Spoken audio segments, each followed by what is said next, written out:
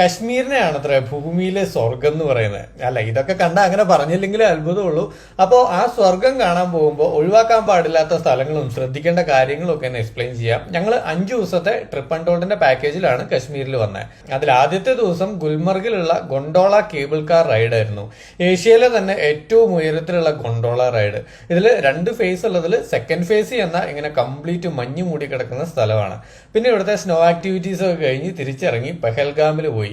അവിടുത്തെ ആരുവാലിയുടെ ഭംഗി പറഞ്ഞറിയിക്കാൻ പറ്റില്ല കേട്ടോ. പ്രകൃതി രമണീയമായിട്ട് കിടക്കുകയാണ് സ്ഥലം. പിന്നെ മിനി സ്വിറ്റ്സർലൻഡ് എന്ന ബൈസൺ വാലിയും ബേത്താവ് വാലിയും ഒക്കെ മസ്റ്റ് വിസിറ്റ് പ്ലേസസ് ആണ്. ഒരുപക്ഷെ കാശ്മീർ ട്രിപ്പിൽ നിങ്ങൾക്ക് ഏറ്റവും ഇഷ്ടപ്പെടുന്നതും ഈ പെഹൽഗാം ഏരിയ ആയിരിക്കും.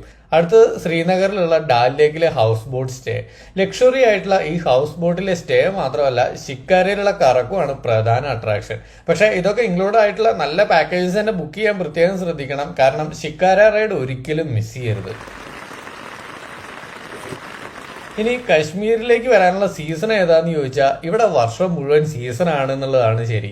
മഞ്ഞും മഴയും പച്ചപ്പും ഒക്കെ ആയിട്ട് ഓരോ സമയത്തും ഓരോ കാഴ്ചകളാണ്. ഇത് സോൻമർഗിൽ നിന്ന് കിട്ടിയ സ്നോഫോൾ ആയിരുന്നു കേട്ടോ. അപ്പോൾ നിങ്ങളും ഇങ്ങനെ ഡീറ്റെയിൽ ആയിട്ടൊന്ന് കശ്മീർ എക്സ്പ്ലോർ ചെയ്യാൻ നോക്കുന്നുണ്ടെങ്കിൽ ട്രിപ്പ് അൺടോൾഡ് എന്ന കമ്പനിയെ കോൺടാക്ട് ചെയ്ത് നോക്കാം. കസ്റ്റമൈസ്ഡ് പാക്കേജസ് അടക്കം നല്ല കാശ്മീർ പാക്കേജസ് ഒക്കെ ട്രിപ്പ് അൺടോൾഡിനുണ്ട്.